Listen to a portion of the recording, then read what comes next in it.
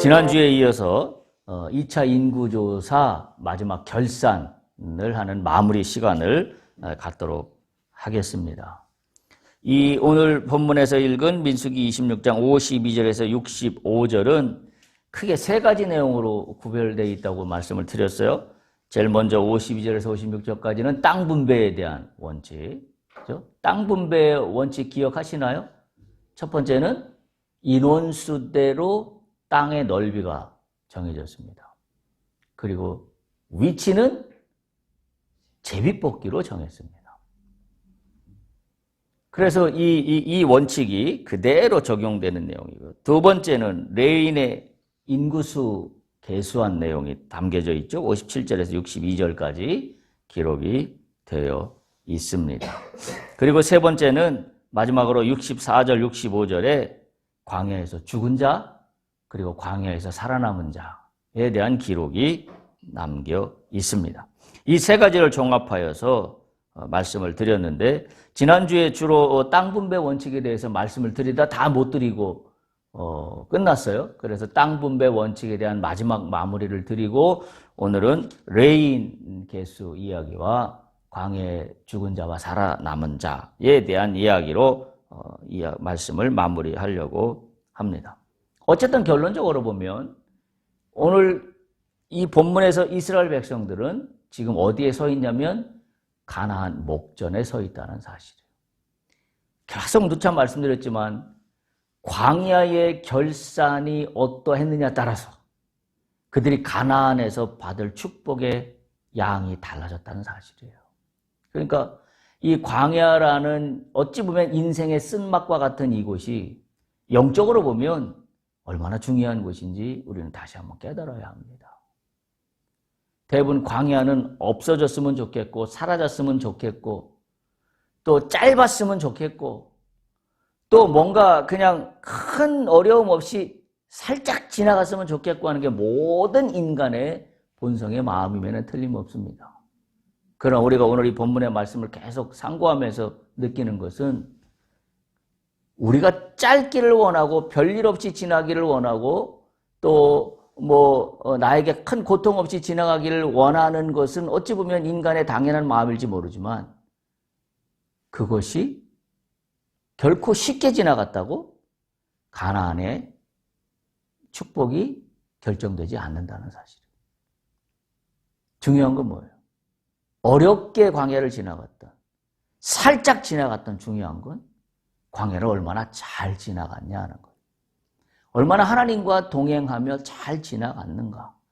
그것에 따라서 가나안에 들어갈 축복의 크기가 결정된다고 한다면, 우리가 지금 당면하고 있는 내 삶에서의 광야의 현 주소가 어찌 보면 축복을 결정하는 가장 중요한 시간이다. 그렇게 생각할 때에 우리가 오히려 이 광야 시간을 주님과 함께 감사하며, 주님으로 은혜로 말미암아 내가 이 시간을 잘 견뎌나가고 있습니다. 오히려 내가 이 시간에 주님과 더 가까워지기를 소망합니다. 그 결정적인 건 뭐냐면 오늘 본문의 마지막에 있는 부분이에요.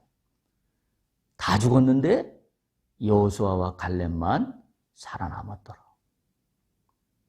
우리가 그런 오늘 본문의 흐름을 본다면 광야 시간은 오히려 내가 가나안 땅의 축복의 크기를 결정하는 결정 요인이다. 이렇게 우리가 받아들일 수밖에 없습니다. 이스라엘 백성들도 마찬가지고 오늘 현대를 사는 우리도 마찬가지지만 우리는 가나안 목전에 서 있습니다. 가나안에 들어가기 전에 오히려 그냥 이렇게 들어간다면 오히려 우리는 실망스러울지 몰라요. 오히려 지금 가나안에 들어가는 목전에 있다라고 한다면 우리는 어떤 마음을 가져야 되냐면 축복의 시간으로 바꿔야 되겠다. 감사의 시간으로 바꿔야 되겠다. 하나님의 은혜의 시간으로 바꿔야 되겠다. 그러면 가나안에 들어갔을 때 나의 축복의 양은, 축복의 크기는 하나님이 결정하시는 대로 따라가면 됩니다. 제비뽑기를 통하여 어디에게 위치에게 하게 하실지 우리는 몰라도 돼요. 왜? 하나님이 하시기 때문에. 어디에다가 무엇을 어떻게, 인간적으로 보면 그것이 가장 합리적이고 가장 바람직한 의사결정의 순서이겠지만, 믿음의 사람으로 보면 나는 내가 오늘을 사는 동안 최선을 다할 뿐이에요. 내가 오늘을 사는 동안 감사하며 살 뿐입니다. 내가 오늘을 사는 모든 일들에 은혜로, 믿음으로 전진할 뿐이에요. 그 나머지는 다 주님께 달려 있습니다. 이것이 가나안을 통하여, 광야를 통하여 우리가 배우는 진리 중에 진리입니다. 오늘 그래서 말씀의 제목은 지난주와 마찬가지로 광야 결산 가나안 문을 여는 자, 두 번째 시간으로 마무리하도록 하겠습니다. 땅 분배 원칙에서 말씀드린 데도 이미 첫 번째 원칙은 명수대로 땅을 나눠서 기업을 삼는 거였어요.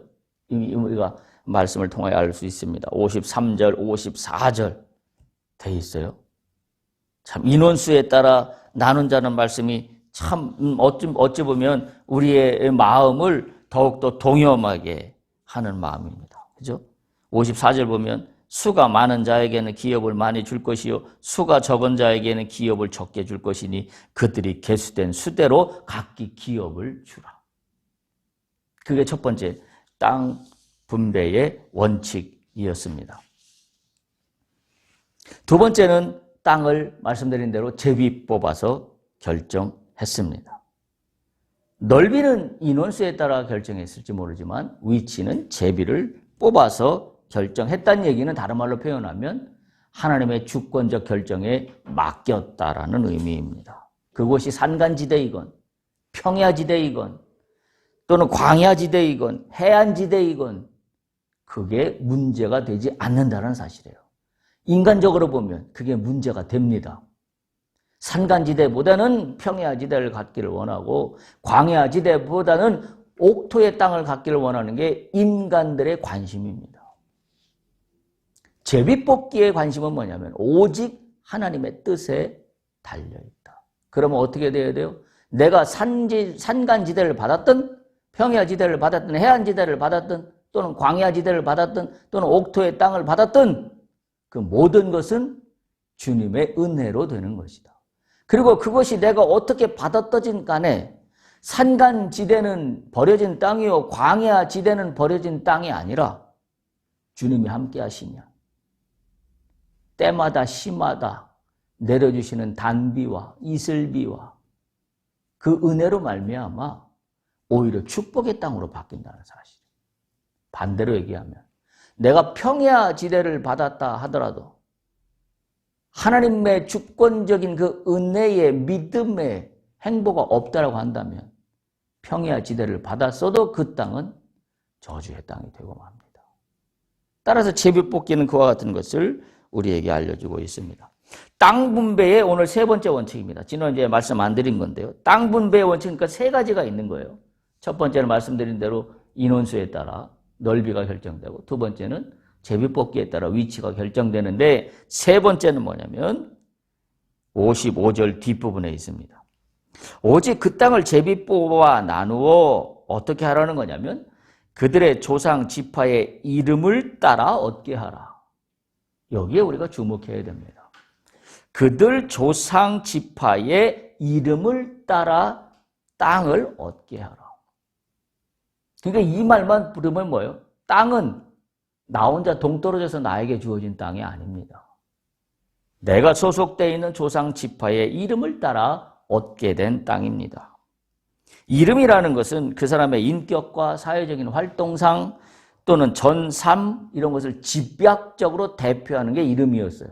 특히 구약시대의 이 히브리나 또는 신약시대의 헬라의 이 이름은 오히려 그 사람들의 인생의 전체를 설명하는 그런 뜻이 담겨진 이름이라는 것을 우리는 이미 배워서 알고 있어요.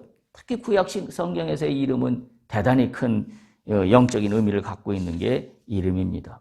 대표적인 게 아브라함부터 시작하죠. 아브라함이었던 이름은 할례를 받은 후에 아브라함으로 이름이 바뀝니다. 그렇죠? 또 야곱은 어땠나요? 브니엘에서 천사와 씨름한 다음에 야곱을 더 이상 야곱이라 부르지 말라. 이제부터는 너의 이름을 이스라엘이라 부르라고 이름을 바꾸어 주셨습니다. 또 아브라함의 아내 사레도 마찬가지죠.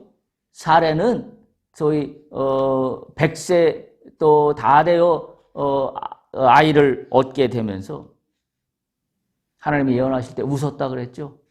나에게 그런 일이 일어날 리가 코웃음을 쳤습니다. 그러나 그 사건 이후에 사례는 사라가 됩니다. 신약도 마찬가지죠. 예수님을 만난 다음에 시몬은 베드로라 이름이 바뀝니다.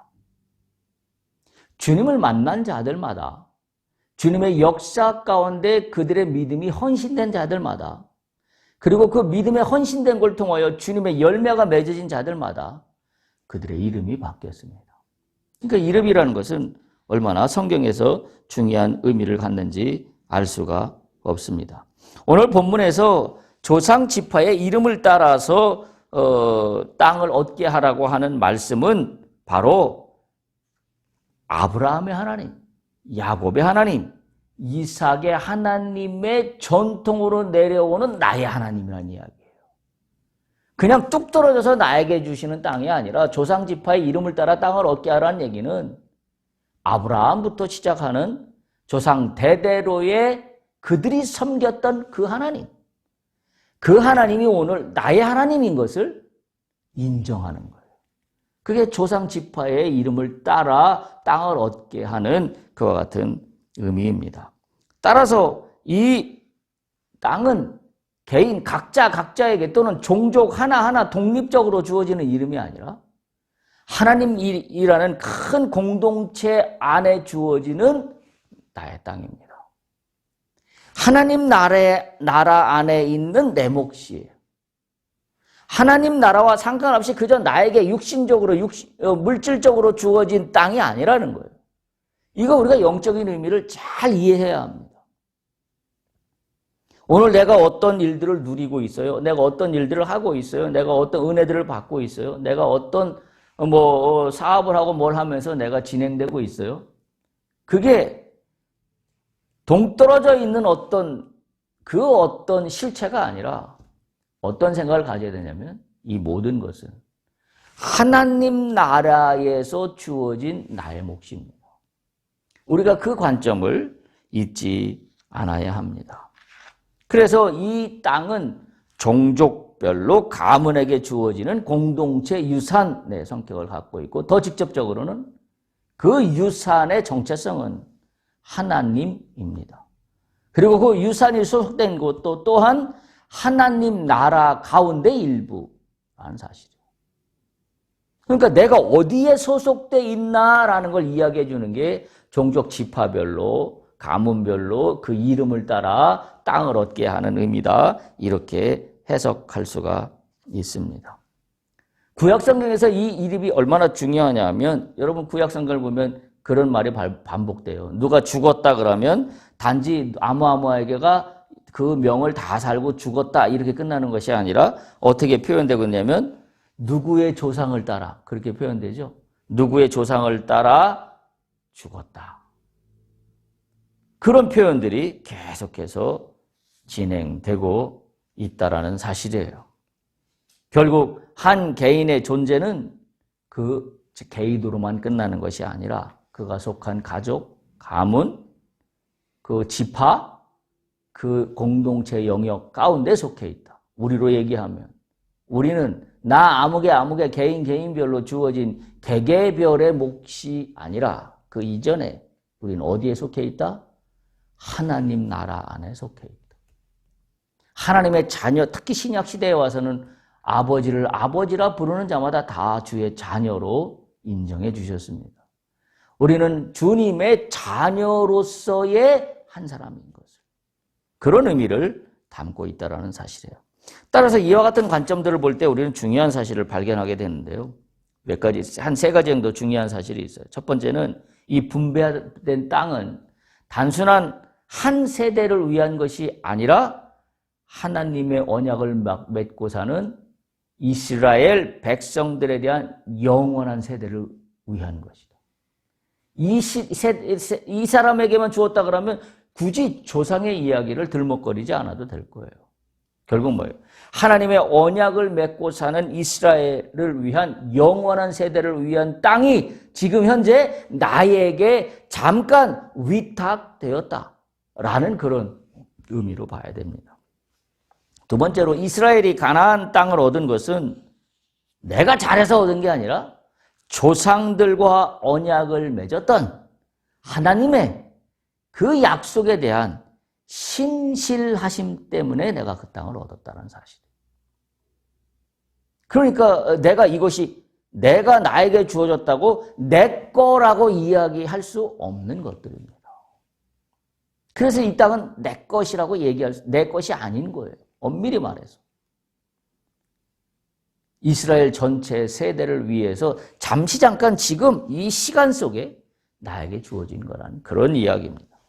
또한 가나안 땅에서 이스라엘인들은 조상들처럼 언약의 준수자로 살아가야 한다는 것을 지금 이 땅 분배는 이야기해주고 있어요.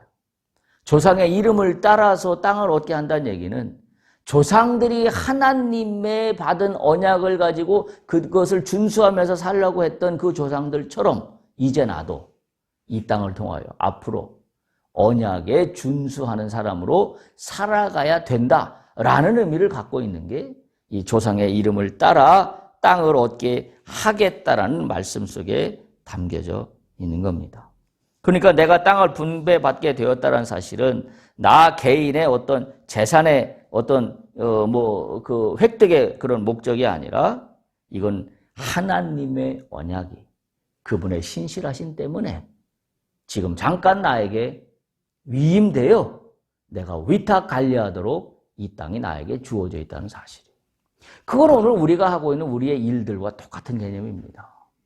내가 이 땅을 사는 동안에 주께서 나에게 주신 사업이나 일들이나 여러 가지들은 하나님이 나에게 잠깐 이 땅에 사는 동안 이걸 맡아서 하라고 맡겨주신 것들입니다. 그렇다고 한다면 나는 어떤 마음을 반드시 가져야 되냐면 조상의 이름을 따라 땅을 받았다는 것처럼 이 땅을 받은 것은 내가 뭐 때문에 받았다? 내가 잘나서 잘해서 내가 뭘 잘 어렌지해서 받았다가 아니라 하나님의 신실하심 때문에 내가 받았다. 따라서 나는 이 일들을 통하여 어떻게 해야 된다? 하나님의 언약을 실천하는 자로서 이 일을 수행해 나가야 된다. 라는 그런 사명감을 갖게 되는 겁니다. 그게 오늘 이 본문에서 주고 있는 그러한 메시지입니다. 따라서 내가 하는 일들과 이 땅에 대한 것들은 어떤 관점이 필요하냐면 나는 언약의 책임자로서 땅과 나에 대한 관계 설정이 필요합니다. 이 관계 설정은 다른 말로 표현하면 하나님과의 관계 설정입니다.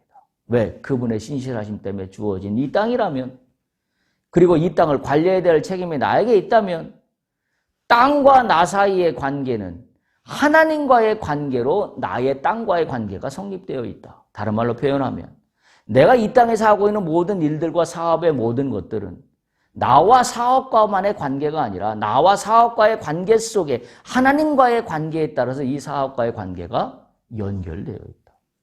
그런 관점으로 우리가 이해를 해야 합니다. 우리가 잊지 않아야 되는 것은 다시 한번 말씀드리지만 나의 공로가 아니라 하나님의 신실하심 때문에 우리가 그 은혜를 누리고 있다. 따라서 나는 이것을 앞으로도 철저히 준수해 나가는 언약의 준수자로 살아가야 한다. 이런 결단이 이 땅 분배를 통하여 우리에게 주시는 교훈입니다. 두 번째는 레위 지파에 대한 인구 계수 기록이 되어 있습니다. 57절에서 62절까지 되어 있죠. 이미 우리가 알다시피 야곱에게는 12아들이 있었어요. 예, 그런데 셋째 아들인 레위는 12지파에서 빠집니다. 대신 누가 들어갔죠? 요셉의 두 아들이 들어갑니다. 그래서 12지파가 되는데요. 요셉의 두 아들 므낫세와 에브라임이 레위와 요셉을 대신하여서 들어가서 12지파로 만들어지게 됩니다. 그만큼 레위는 일반 다른 지파와 달리 이 땅에 살아가서 이 땅에서 해야 되는 일들과 다른 일들을 부여받죠. 우리가 잘 아시는 바와 같이 회막을 관리하고 성막을 봉사하는 그런 일들을, 성전에서 봉사하는 일들을 맡았어요. 앞에 본문에 보면 레위는 1차 인구조사 때 2만 2천 명이었는데 2차 인구조사에 2만 3천 명, 그래서 1,000명이 증가합니다. 이 레위에게는 특별한 임무를 주어졌어요. 신명기 33장 10절에 보면 이렇게 기록되어 있어요. 10절에 보면 주의 법도를 야곱에게 주의 율법을 이스라엘에게 가르치며 주 앞에 분향하고 온전한 번제를 주의 제단 위에 드리리로다라는 걸 누구에게 주고 있는 말씀이냐면 레위에게 주고 있는 말씀이에요. 출애굽기 32장 26절에 우리가 잘 아는 어마어마한 사건이 있어요. 모세가 십계명을 받으러 시내산 위에 올라갔을 때 하도 안 내려오니까 이스라엘 백성들이 금송아지를 만들어서 앞으로 이 금송아지를 우리의 신이라고 하자, 우리의 하나님이라고 하자, 그런 말도 안 되는 사건이 발생합니다. 그때 출애굽기 32장 26절에 이렇게 기록되어 있어요. 이에 모세가 진 문에 서서 이르되 누구든지 여호와의 편에 있는 자는 내게로 나아오라 하매 누가 그 앞으로 나오냐면 레위 자손이 다 모여 그 앞으로 나옵니다. 결국 금송아지 사건에서 레위 지파가 오직 하나님 편에만 모세와 함께 서겠다라고 결정을 합니다. 레위는 그런 면에서 다른 지파하고는 구별된 그런 일들을 계속 진행되고 있는 겁니다. 우리가 이미 앞에 살펴봤지만 민수기 25장에서도 모압 여인들의 음행 사건 때, 그죠? 소위 비느하스가 두 남녀 시므이와 고스비를 창으로 찔러 죽이면서 그 하나님의 진노를 잠재웠던 바로 비느하스는 레위 사람입니다.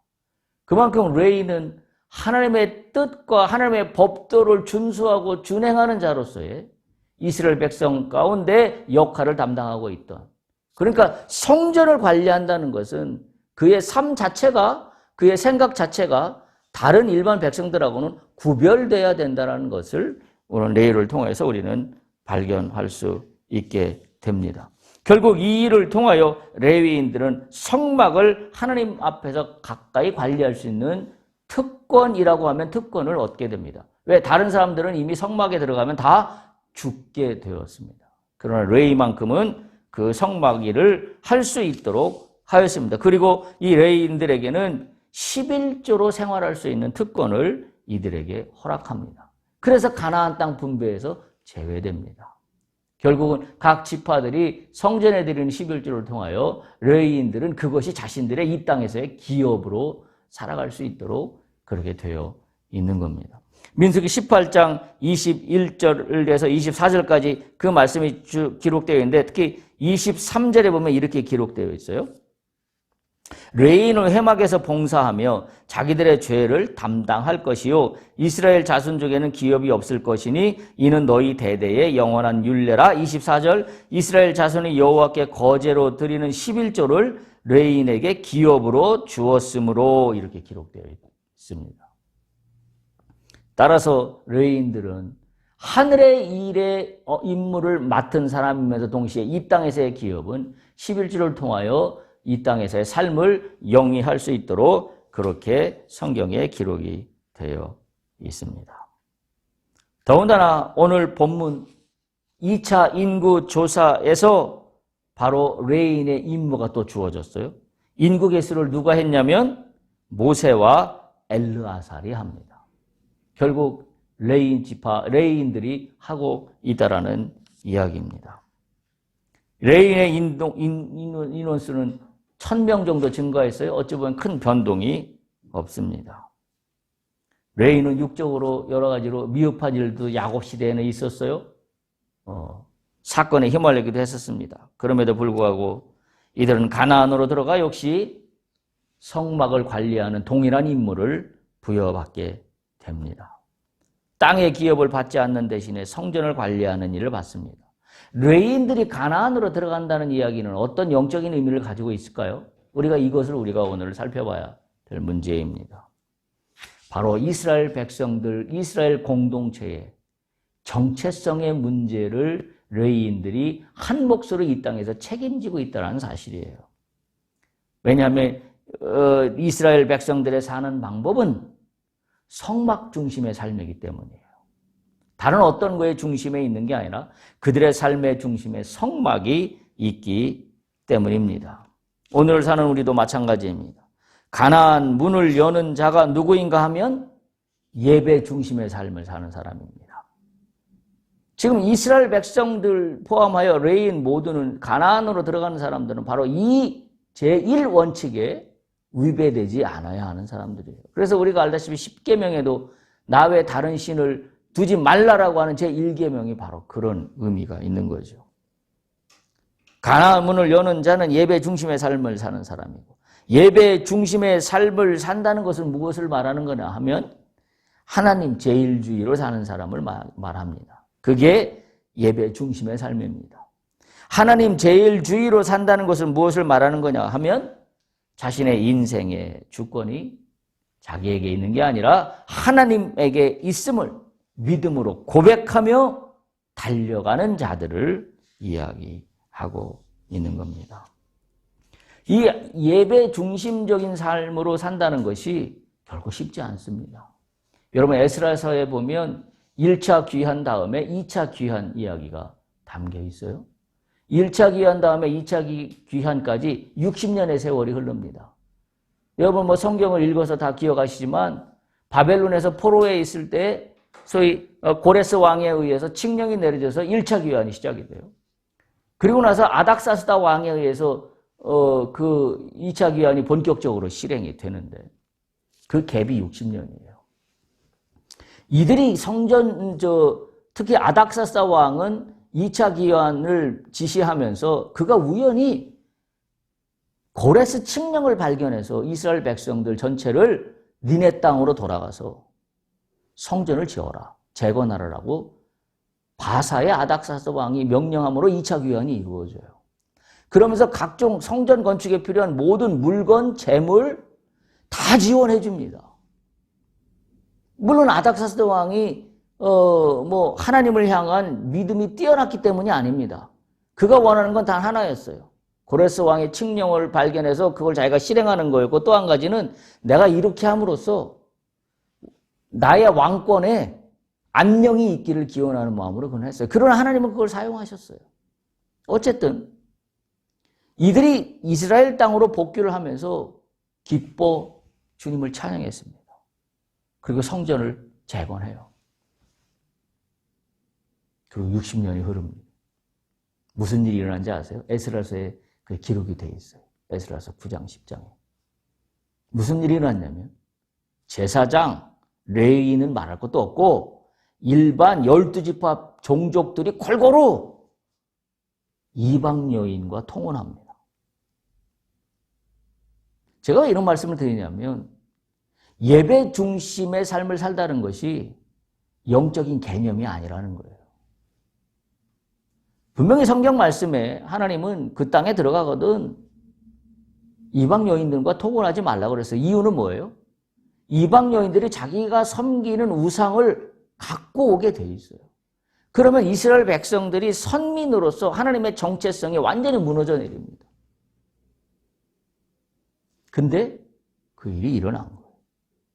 예배 중심으로 사는 것처럼 스타트했지만 시간이 흐르면서 그들의 예배 중심의 삶의 현장에서 무너져 버렸습니다. 그러니까 예배는 교회 나올 때만 있는 거고 삶의 현장에서는 예배 중심의 삶이 없는 거예요. 그래서 에스라가 그걸 통탄하며 다 이방 여인들 아내들을 내쫓으라고 명령 내립니다. 그 현대적인 시각으로 보면 이해가 안 되는 부분이죠. 어떻게 아내로 사는 이방 여인을 다 내쫓으라고 합니까? 그때 우리에게 작동하는 원리가 하나 있어요. 뭐예요? 상황 논리입니다. 어쩌라고요? 지금 이렇게 됐는데 그냥 대충 넘어갑시다. 묻어갑시다.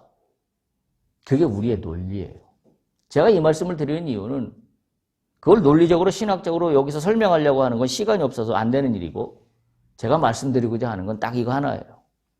우리가 성막 중심 예배 중심의 삶을 사는 사람이 가나안에 들어가는데 성막 중심 예배 중심의 삶을 산다는 것은 실체가 있다는 거예요. 내 삶에서 하나님 말씀대로 살아나려는 실천이 있어야 됩니다. 교회에 나와서 말씀 듣고 배우고 지식으로만 알고 있는 게 예배 중심의 삶이 아닙니다. 교회에 출석하고 있다는 것 자체가 예배 중심의 삶이 아닙니다. 오히려 더 필요한 것은 내 삶에서 실천돼야 돼요. 그 대표적인 예가 사마리아 사람이잖아요. 네? 강도 만난 자가 있었는데 우리 다 아는 얘기 아니에요? 그 성경의 진리로 따지면 어려운 일을 도와주고 불쌍한 사람을 도와주고 과부를 챙겨주고 해야 되는 게 성경에 나오는 얘기잖아요. 근데 뭐예요? 그 강도 만난 사람을 지나가던 모든 종교 지도자들, 유대인들은 다 그냥 지나쳤습니다. 도대체 그들이 하나님 말씀을 믿는다고 하는 실체가 무엇이냐? 제사 드릴 때만 하나님 믿는 실체이지 그들의 삶에서는 하나님 말씀이 하나도 적용되지 않는 삶. 우리가 기억해야 되는 건 예배 중심의 삶을 살다고 하는 것은 내 삶에서 사는 겁니다. 교회에 나오는 게 예배 중심의 삶이 전체가 아니라는 사실입니다. 우리는 이 상황 논리를 끊어내야 합니다. 상황이 이러이러하니 이렇게 될 수밖에 없잖아 라고 하는 순간 머릿속에 한편으로 기억해야 됩니다. 나는 가나안 땅에서 들어가지 못하고 탈락한다. 심각한 위기의식으로 우리가 이 문제를 받아들여야 합니다. 마지막으로 광야에서 죽은 자가 있는가 하면 살아남은 자가 있다 그랬어요. 대표적인 사람이 64, 65절에 나와 있어요. 민수기 본문 64, 65절. 다시 한번 볼까요? 민수기 26장 64, 65절. 모세와 제사장 아론이 시내 광야에서 계수한 이스라엘 자손을 한 사람도 들지 못하였다. 그런데 65절. 왜 그러냐? 이는 여호와께서 그들에게 대하여 말씀하시기를 그들이 반드시 광야에서 죽으리라 하셨음이라. 이러므로 여분네의 아들 갈렙과 눈의 아들 여호수아 외에는 한 사람도 남지 아니하였다. 두 사람만 남았다. 이 사람 왜 남았어요? 여호수아 갈렙 왜 남았어요? 앞에 말씀드린 거와 맥락이 같이 되는 거예요. 예배 중심의 성막 중심의 삶이 제사 드릴 때만 그들에게 있었던 게 아니라 그들의 실제 삶의 현장에서 실천했다는 사실. 그 대표적인 사건이 뭐예요? 가데스 바나에서의 가나안 정탐꾼 이야기잖아요. 가나안 땅에 봤어요? 거민들이 있습니다. 우레와 장대와 같은 사람들이 있어요. 우리보다 훨씬 힘센 사람들이 보입니다. 그래서 10명의 지파 대표들이 그렇게 고백하잖아요. 저들에 비하면 우리는 메뚜기 같다고. 팩트입니다. 맞습니다. 허황된 얘기가 아니에요. 그들이 훨씬 거민이었고 장태 같았습니다. 그런데 여호수아와 갈렙은 똑같이 현장에서 정탐을 가서 그 장대 같은 사람들을 봤지만 그 삶의 현장에서 여호수아와 갈렙은 뭘 봤어요? 하나님의 약속을 봤어요. 눈으로 보이는 장대 같은 사람을 보고 그게 전부라고 여긴 게 아니라 여호수아와 갈렙은 하나님이 이들을 물리치고 가나안 땅에 우리를 들이신다고 하는 그 약속의 말씀을 봤습니다. 그러니 장대 같은 사람들이 전혀 두렵지 않습니다. 뭔 얘기예요? 예배 중심의 삶을 살다는 것은 내가 실제 삶에서 적용되어야 하는 겁니다. 그런 자만이 가나안에 들어갔습니다. 10지파는 똑같이 여호수아와 갈렙처럼 성막 중심으로 예배를 드리고 제사를 드리고 비둘기를 갖다 바치고 동물을 갖다 바치고 별의별 짓을 다 했지만 하나도 살아남지 못하고 광야에서 다 죽었습니다. 왜 그래요? 실제 현장에서 주님의 말씀이 살아서 움직이지 않았습니다. 그저 피상적이고 관념적으로만 주어졌던 이론으로만 존재했습니다. 이론으로만 존재하는 한 하나님 나라는 내 것이 아닙니다. 우리는 그것을 분명히 기억할 수 있어야 합니다. 예배 중심의 삶을 살다는 것은 삶의 현장에서 나타나야 되는 거죠. 의인이라고 하는 것은 교회 안에서 의인이 아니라 세상 속에서의 의인이에요. 뭐로 의인? 주님을 믿는 믿음으로 말미암은 의인이에요. 그래서 세상에서 빛이 나야 되는 거죠. 그래서 마태복음 5장에 주님이 그렇게 늘 말씀하셨잖아요. 너희는 세상의 소금이라. 너희는 세상의 빛이라. 광야 기간을 통해서 적당히 타협하며 그 종살이의 뿌리를 뽑지 아니하고 살아가는 자는 가나안 땅에 들어갈 수 없다라는 것이 광야 결산에서 보여주고 있는 내용이에요. 노예 근성, 4대 사상, 현실주의, 상황 논리, 무사안일, 어떻게 되겠지? 라는 거에 젖어 있는 자들에게 가나안은 적용되지 않습니다. 오늘 말씀을 기억할 수 있길 바라요. 그들 중에 한 사람도 남기지 않고 다 죽었다라는 사실입니다. 여러분, 이 여호수아와 갈렙이 얼마나 대단하냐면 보세요. 처음에 출애굽해갖고 르비딤에서 물 사건이 있었어요. 그거 넘어갑니다. 불평과 원망으로부터 넘어가요. 호렙산에서 금송아지 사건이 있었을 때도 또 이들은 그들과 달리 넘어갑니다. 다베라에서 만나에 대해서 불평과 원망이 쏟아질 때도 이들은 넘어갑니다. 하세로에서 모세의 지도권에 대한 도전이 있어서 그때 미리암이 문둥병 들고 하는 일들이 발생합니다. 그때도 이들은 넘어갑니다. 안식일 규례를 어겨서 돌로 쳐 죽이는 일이 발생할 때 이들은 넘어갑니다. 고라 일당에 반역이 일어났을 때 무리들이 죽는 14,700명이 죽는 사건이 일어났을 때도 이들은 넘어갑니다. 가데스에서 갈증으로 또 물을 달라고 두 번째 사건이 나타나잖아요.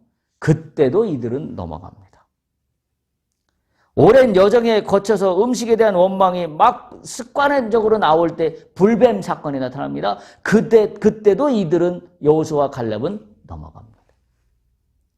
음행과 우상숭배, 시딤에서 민수기 25장에 이미 살펴봤던 내용 중에 그들은 바알부알의 일등에 가담하지 아니하고 넘어갑니다. 여호수아와 갈렙은 광야 기간 동안에 이스라엘 백성들이 보이던 불신앙의 끝판적인 그와 같은 사건들 속에 이들은 다 그곳을 넘어갑니다. 그들에게 가담하지 않습니다. 결국 광야 40년 동안 여호수아와 갈렙은 그들의 광야에서의 삶 속에 하나님으로, 하나님 제일주의로. 그러니까 지금 이 사건에서 보시는 건 뭐예요? 이들이 예배에서만 잘했다는 게 아니라 광야 40년 동안 별의별 불평과 원망과 불신앙의 사건들이 판을 치는 그곳에, 그 현장에서도 이들은 믿음을 지켰다는 사실이에요. 우리가 이것을 분명히 기억할 수 있어야 합니다. 오늘 가나안으로 들어가는 문은 열쇠는 본문에서 명확합니다. 가나안은 뭘로 들어가요?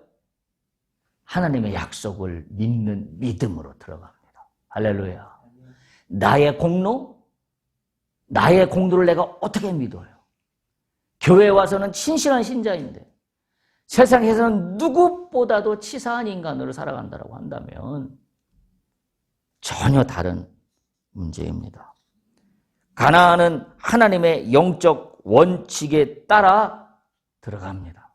오늘 가나안 땅 분배 원칙을 기억하십시오. 넓이는 광야 기간을 잘 지내온 인원수로 결정됐지만 위치는 제비뽑기로, 그리고 더 나아가 조상의 이름을 따라 공동체의 한 일원으로서 가나안 땅의 문을 연다라는 사실을 기억하십시오. 또한 레위인들이 들어갔습니다. 예배 중심의 신앙이 들어갑니다. 삶에서 실천하는 신앙이 들어갑니다. 결국 끝까지 살아남는 여호수아와 갈렙은 그들이 광야 기간을 어떻게 거쳐왔는가 하는 걸 우리에게 생생하게 증언해주고 있는 인물들입니다. 우리는 이들을 배워야 합니다. 우리 모두가 함께 가나안 땅으로 들어가기를 축복합니다. 하나님의 약속은 반드시 성취된다. 이걸 믿음으로 받아야 해요. 하나님의 말씀을 그대로 믿고 온전히 신뢰하겠다. 이걸 따라가야 해요. 그리고 무엇보다도 예배 중심의 태도와 삶으로 일치시키겠다라는 걸로 들어가야 합니다. 그리고 과거도 현실 집착도 아닌 오직 하늘의 소망을 품고 영적으로 각성하고 정진해야 하겠다. 이런 사람만 들어갔다라는 사실이에요. 광야를 결산하며 가나안 땅에 들어가는 목전 앞에서 누가 가나안의 문을 여는가? 오늘 나눈 말씀들이 여러분들께 다 은혜로 받아들이고 열매 맺는 귀한 은혜의 말씀이 되기를, 또 그런 삶이 되기를 간절히 축복합니다. 할렐루야.